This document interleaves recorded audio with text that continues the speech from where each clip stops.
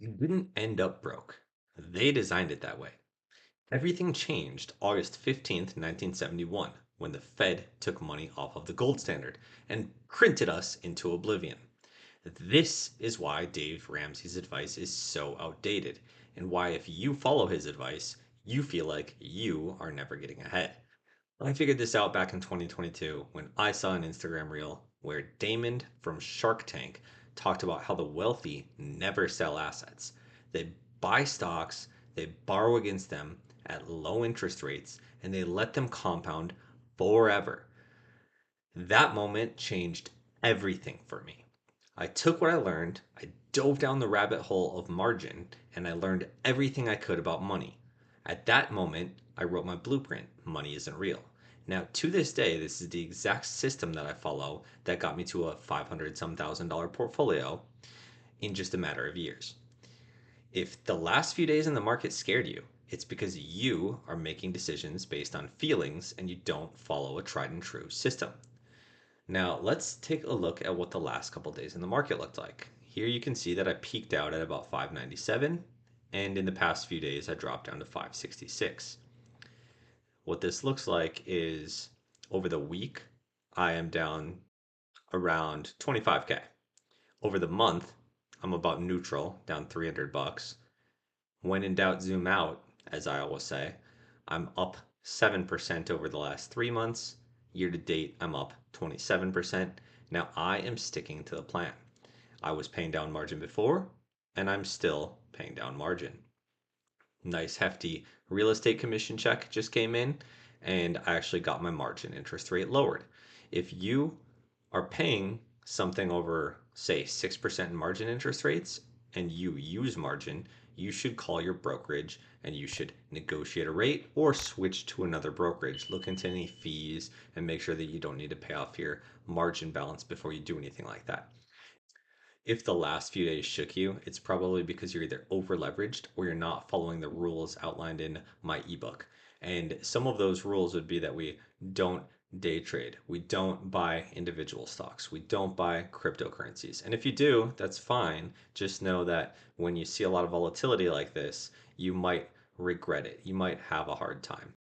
You also need to make sure that you're tracking your income and expenses. This can make or break people. Now, we've talked before about the spread. The spread is really what's going to save you during some market volatility like this. So imagine we keep seeing a downturn and imagine this turns into a recession. You do want to get this spread as big as you can. You want to increase your total cash flow. So you can do this by either lowering expenses or you can do it by increasing income or both. And I've talked before, there's different things you can do. You can get a new job, you can ask for a raise, you can work more hours, you can reduce expenses in various ways as well. You can cut subscriptions is one of the easiest ways, and eat out less. You can get a roommate. This increases both income or it lowers expenses, kind of depending on your situation. But this is the easiest way to go ahead and add many hundreds of dollars to your spread. The real purpose of this cash flow, most people use it wrong. They go on vacation, they spend it on a new TV or get a new car to eat up all of this cash flow. And recurring cash flow expenses are the worst. That's what eats away at wealth. The real purpose of this cash flow is to grow your wealth.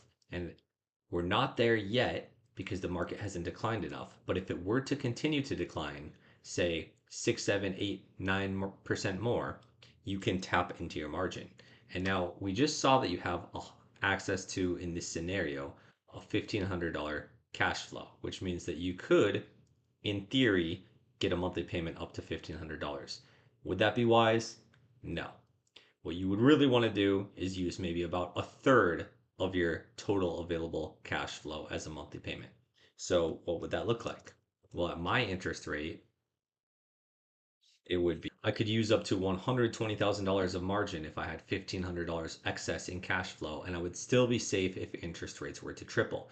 Not only that, but I do buy some anchors that do provide some dividends, which would cover some of this payment. So currently, my anchors cover around a third of my payment, maybe a little more now as interest rates keep falling and as I pay down more debt. But that allows me to have some margin of safety. Now, we talked about margin of safety in the past too. So as the market goes down more and more, it's less likely that it will continue to fall more and more. Now, the thing is that this applies to ETFs. Individual stocks can go to zero. Cryptocurrencies can go to zero. So that is part of why ETFs are so powerful. The ETFs self cleanse. As companies do poorly, they'll automatically be removed. As companies do well, they will automatically be added. Now, this is kind of based on sector and what type of ticker symbols you buy, right? So there are various different ETFs, and some are better than others. A long time ago, now back in 2020, Kathy Wood became very well known because she created her own ETF and it did really well for a short period of time. People were bragging about her being the next Warren Buffett because she is such a genius that she bought a bunch of Tesla as the primary anchor in her ETF and it rocketed. And then it collapsed. And if you were to invest it in this 5 years ago, you still wouldn't even be up. If you were to instead invest in the S&P 500 as your anchor, you would be crushing that. Now, personally, I think that there's various good anchors like VUG is pretty heavy in growth, SCHG, you have VGT, XLK. Now, many of these outperform the S&P 500 by quite a bit. And they do come with more volatility though. So as the market goes down, they will go down faster. As the market comes up, often they will go up faster. Now this is very powerful when you leverage up on the way down. If you leverage at the top and you buy at the top, you're going to be in for some pain when the market goes down 20, 30, 40%. And it can go down that much, even in ETFs. The dot-com bubble, if you would have had something like VGT, you would have probably seen like a 70% drop. If I weren't to add to my position, something like that could margin call me even today. Margin. This is why it's so important that in a healthy market, you have a healthy margin percentage. You need to be prepared for a dot-com crash. You never know when it can happen. You need to be either having an emergency fund, a healthy margin going into the crash. You need to have access to other lines of credit, maybe like a paid off vehicle, if you want to use margin the right way, which is safely. This is also, I've already mentioned this, but you want to avoid things like individual stocks. If you use margin with something like Tesla and it goes to zero, you will get margin called, right? Even before it gets to zero, you'll get margin called. So volatility is your friend, but only when you use it the right way. You don't want too much volatility. Whereas any other individual ticker symbol can go to zero, regardless of what anyone thinks. It's happened many times in history, and you do need to be prepared for that if you're willing to buy individual stocks, cryptocurrencies, and the reason you don't want to day trade is many reasons. One, when there's a bear market, you're going to get wrecked. Two, it's way less tax efficient. So when you're buying and selling all the time, you're paying so much more in taxes. You're paying short-term capital gains tax. You're also missing out on benefits where the market goes up 3 out of 4 years, as well as I would rather pay interest at 4.9% than I would rather pay, say, 30% in short-term capital gains tax because I'm chasing bigger returns. The power of ETFs cannot be understated. I personally do think it's the best investment. But like we just mentioned, they're not all created equally, so make sure you do research. If you would have bought ARKK, you would not really see any gains. Now, I'm sticking to the blueprint, money isn't real, and I have not used any margin to buy any more shares yet, and I'm prepared to if the time comes.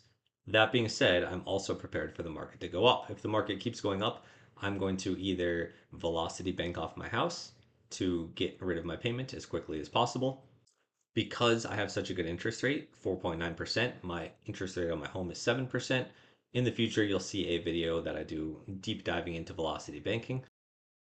That's the most probable thing that I'll do if the market keeps going up. Personally, I would rather have the market decline here so that I can dip back in with some margin. I don't really want a velocity bank off my house, and I'm not 100% sure that's what I'm going to do, but that's just something on my mind. So, hope you got a lot of value from this. Make sure to stay safe out there and make sure that you are not over leveraging. Make sure you're not taking obscene risks and make sure that you recycle your money the right way.